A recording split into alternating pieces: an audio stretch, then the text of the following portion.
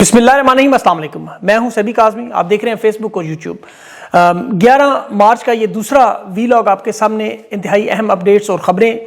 اسرائیل میں نتن یاہو کے گھر کے بعد اب دوسرا حملہ، Mossad intelligence chief air force سربراہ کی ہلاکت کی اطلاعات آ رہی ہیں۔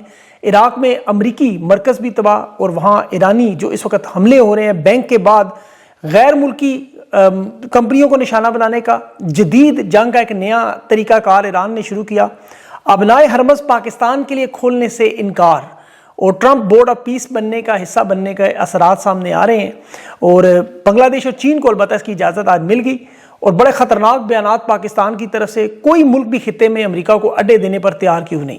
ایران کے ساتھ سیز فائر کی ٹرمپ کی دوسری کوشش، ملک کون سا نکلا؟ اور عرب ممالک اس وقت امریکہ کے رحم و کرم پر انٹرسیپٹر ختم، اور اب کھل کر یہ سارے معاملات بھی سامنے آ رہے ہیں۔ عمران خان کے کیس میں بڑے وکیل کی انٹری بھی، چیف جسٹس ہائی کورٹ سے ملاقات، کیا عید سے پہلے کوئی بریک تھرو ہوگا یا نہیں؟ فیلڈ مارشل کون سی ایسی شرط منوانے پر اس وقت زور ڈال رہے ہیں؟ یہ ساری تفصیلات آپ کے سامنے رکھتا ہوں۔ سب سے پہلے جو امریکہ سے ڈونلڈ ٹرمپ نے خود بھی کہا، اور ایران کے نیشنل سیکیورٹی ایڈوائزر علی رجانی کا بھی بیان آیا کہ سیز فائر کی آفر ٹرمپ نے عمان کے ذریعے رات کے پہنچائی کہ جنگ بند کرنا چاہتے ہیں۔ ساتھ یہ پیغام بھی کہ اب رجیم چینج ہم نہیں کرنا چاہتے، اور یہ اعلان بھی کر دیا ٹرمپ نے خود ہی کہ میں یہ جنگ جب چاہوں بند کرا سکتا ہوں، کیونکہ کوئی ہدف نہیں رہا جو ہم نے حاصل کرنا ہے، یعنی سارے ناکام ہو گئے۔ ایران کا صاف صاف جواب، جب تک اسرائیل موجود ہے اس وقت تک کوئی سیز فائر نہیں ہوگا، اور جنگ بندی کے مطالبے کو تسلیم نہیں کریں گے۔ اور پھر ایران نے وہی کیا جو اب تک یہ کہتے رہے۔ امریکہ اسرائیل کو وارننگ دی تھی، وہ میں آپ کو آگے چل کے تفصیل بتاتا ہوں، لیکن پہلے آپ ذرا ان کے سپریم لیڈر کے حوالے سے کچھ چیزیں سمجھ لیں۔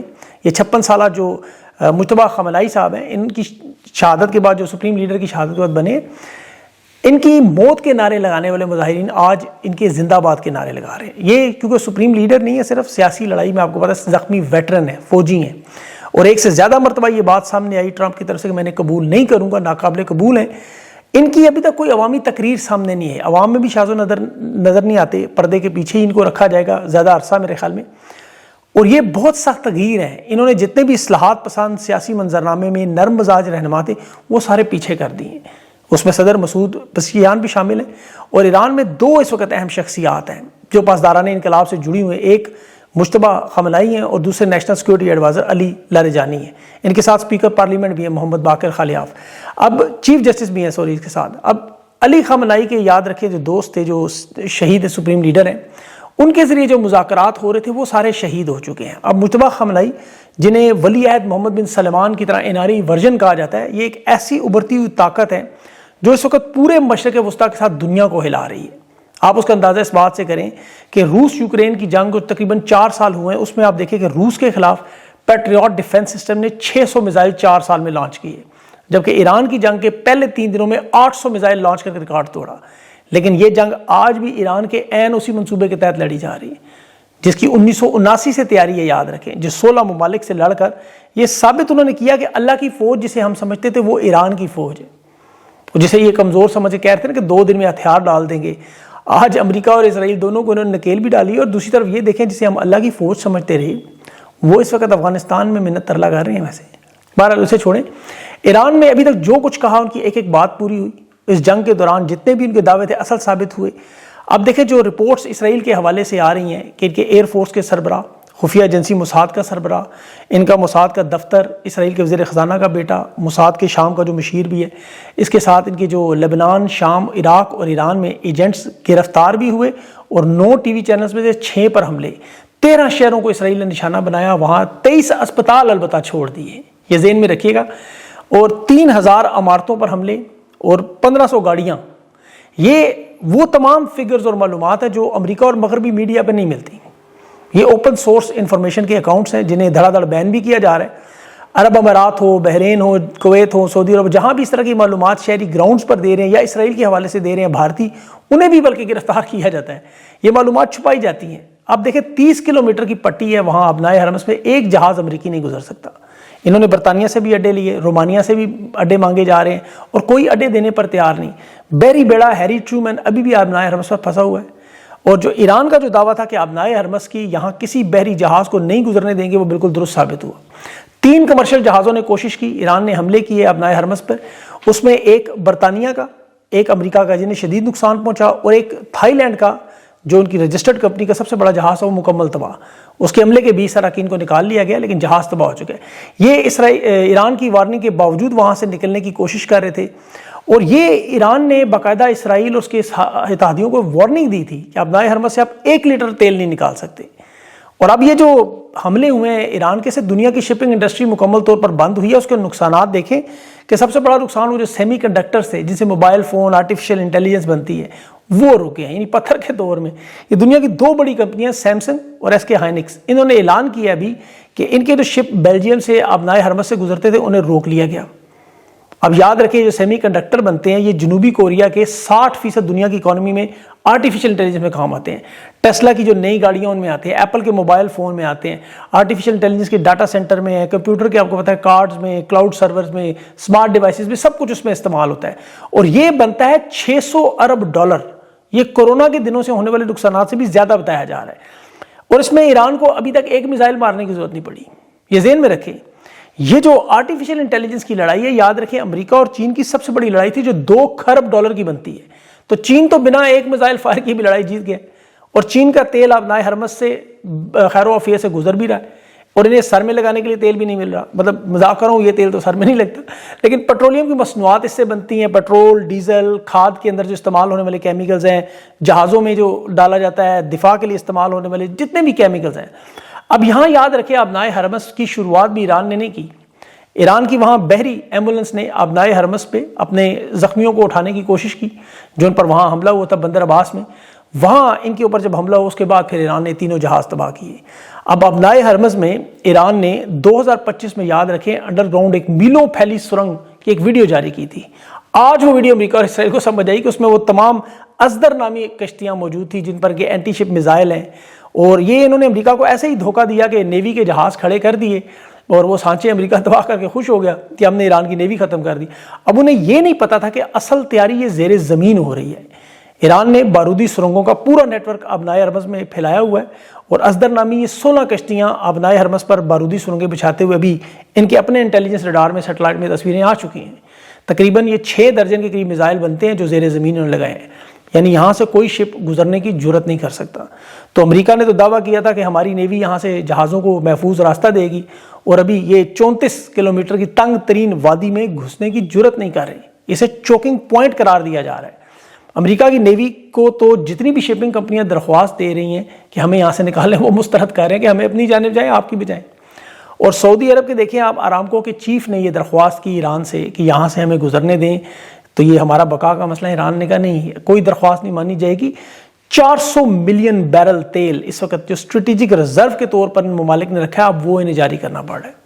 آپ دیکھیں دنیا کی 3 بڑی تیل کی کمپنیاں شیل, ٹوٹل انرجی اور اس کے 2-3 اور ہیں بلکہ انہوں نے اپنے خریداروں کو کہہ دیا جی کہ قطر سے جو LNG ہم خریدتے تھے وہ فی الحال گیس کی سپلائی کی ذمہ داری بالکل پوری نہیں ہو سکتی. یعنی وہ جو معاہدے انہوں نے کیے تھے بڑے بڑے ان سے پیچھے ہٹ رہے ہیں. اس سے اب دنیا میں گیس کی قیمتوں میں بہت بڑا اضافہ آنے والا ہے خاص طور پر یورپ اور ایشیا میں. اور ایران نے اس پوری جنگ کو دیکھیں معاشی جنگ میں بدلا ہے اور خلیجی ممالک کو جو ابھی پیغام بھیجا ہے کہ آپ اپنے شہریوں کو بتائیں کہ وہ امریکہ اور اسرائیل کی بینکوں سے, ان کے فائنینشیل اداروں سے, ان تمام چیزیں 1-1 کلومیٹر دور ہو جائیں. یہ وہ تمام ادارے ہیں گوگل, مائکروسافٹ, IBM, انویڈیا ہے, اوریکل ہے, پلنٹر ہے, یہ سارے ابوظہبی دبئی میں بلینز ڈالرز کی انویسٹمنٹس ہیں. اور یہ انہوں نے اس لیے کیا کہ ایران کے ابھی بینک پر, سویلین بینک پر, سپاہ تہران وہاں ایک بینک ہے ان کا, اس پر حملہ ہوا جو ملازمین کی سیلری بنانے کے لیے ایکسٹرا شفٹ میں کام کر رہے تھے. اسی طرح کا ایک حملہ بھی طالبات کے اسکول پر بھی ہوا. یہ تو ایپسٹین فائل والوں کا کام ہی ہے بچوں کے اسکول پر حملے کرنے. اب یہاں سویلینز پر بھی حملے ہوئے, ایران کی قوم پر بھی حملے ہوئے. لیکن میں ان کی ویڈیوز دیکھ رہا تھا, یقین کریں اس قوم کی عظمت پر کہ اپنے شہداء کے جنازوں پر جس طرح تہران کے آسمان پر آپ دیکھیں تو اسرائیلی جہاز, امریکی جہازوں کے گرتے ہوئے بم ہیں لیکن نیچے جنازوں میں عقیدت اور احترام کا مظاہرہ. یعنی خوف کا وہ بت انہوں نے چورو چور کر دیا.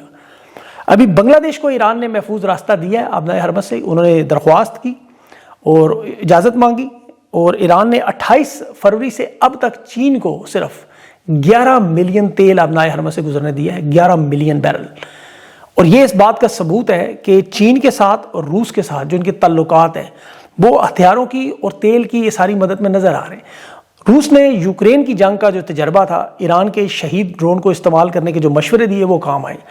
چین نے B-52 بمباری کے دوران ریڈیو سگنلز کے لیے ایران کو پہلی مارچ کو ہی بمباری کی ساری اطلاع دے دی تھی. اب ایران نے پاکستان کو آبنائے حرمت سے گزرنے کی اجازت نہیں دی. اس کی وجہ ظاہر ہے ڈونلڈ ٹرمپ کے ساتھی ہیں, بورڈ آف پیس کا حصہ ہیں, اور تیل سعودی عرب امارات سے آ رہا ہے, وہ بھی ڈونلڈ ٹرمپ کے کہنے پر آتا ہے. اب یہ بات ایران کو بڑی اچھی طرح پتہ ہے کہ امریکہ اور اسرائیل کے وہ اتحادی جو بورڈ آف پیس کا حصہ ہیں, خاص طور پر 20 ممالک, انہیں تو گزرنے ہی نہیں دینا وہاں پر.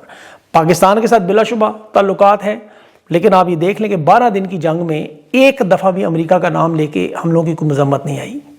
اب جب یہ جنگ تیسرے راؤنڈ میں داخل ہو چکی ہے, اور ایران, امریکہ اور اسرائیل کی یہ سازش جو یہ سمجھتے ہیں سارے کہ ایران جو ہے وہ پیچھے نہیں ہٹے گا اس جنگ سے, یہ ایران کی معیشت تباہ کرنا چاہتے تاکہ 1 سے 3 سال میں دوبارہ مظاہرین کو کھڑا کریں, رجیم چینج کی کوشش کریں, لیکن ایران اسے اب پایا تکمیل تک پہنچانا چاہتا ہے. اور خلیجی ممالک کے پاس تو دفاع کے لیے حملے رک رہے ہیں, وہ امریکہ سے گلے شکوے کر رہے ہیں. عرب امارات پہ آج بھی 2 ڈرونز کا حملہ ہوا, یہ بھی اسی سلسلے کی کڑی تھی. اب دیکھیں کہ اگر یہ آبنائے حرمز کھول دیں تو پھر ایران کی تباہی کا سلسلہ بڑھ جائے گا. اسی لیے ایران کی پارلیمنٹ کا آج پہلا اجلاس ہوا جنگ کے بعد, اور اس میں اسپیکر نے سب سے پہلا اعلان کیا آنکھ کے بدلے آنکھ. انہوں نے کہا وہی اصول ہوگا جو ہمارے انفراسٹرکچر اور پلوں پر, تنصیبات پر, شہری رہائشی عمارتوں پر حملے ہیں, ہم بھی انہی کے انفراسٹرکچر, شہری منصوبوں اور تمام چیزوں پر حملے کریں گے. اور یہ ایران کے نئے سپریم لیڈر کا دیکھیں ایک بڑا ابھی تازہ ترین جو معاملہ سامنے آیا کہ یہ جو نیوکلیئر پروگرام ہے ایران کے دفاع کے لیے انہوں نے ضروری قرار دے دیا. وہ تمام انٹرنیشنل معاہدے تھے کہ ہم ایٹم بم نہیں بنائیں گے, وہ انہوں نے کینسل کر دیے کہ جنہوں نے معاہدے کیے تھے وہ شہید ہو چکے ہیں. وہ آپ سے بات چیت کر رہے تھے, اب ہم اپنا نیا ایجنڈا لائیں گے. اور یہ بڑا سخت معاملہ ہے. پاکستان کی طرف سے دیکھیں نیوی کی خبریں تھی کہ یہ آبنائے حرمز جا رہے ہیں. اب سعودی عرب کے دفاع کا بڑا خطرناک بیان آیا امریکہ, اسرائیل, ایران اور خلیجی ممالک کی اس جنگ میں.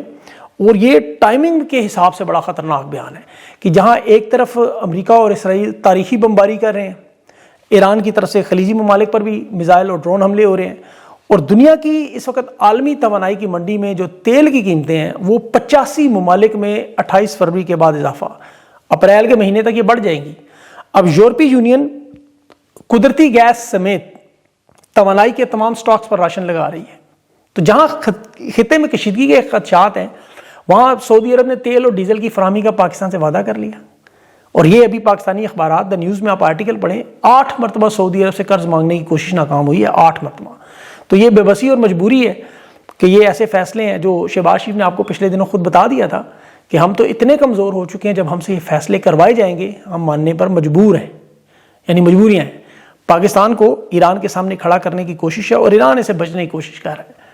وہ انہیں کہہ رہا ہے 57 بہنوں کے جو یار ہیں ان کے گھر بتا دیں, ان کے اڈے بتا دیں, عوام بتائے, تاکہ ہم صرف وہاں حملہ کریں, عوام کا نقصان نہ ہو.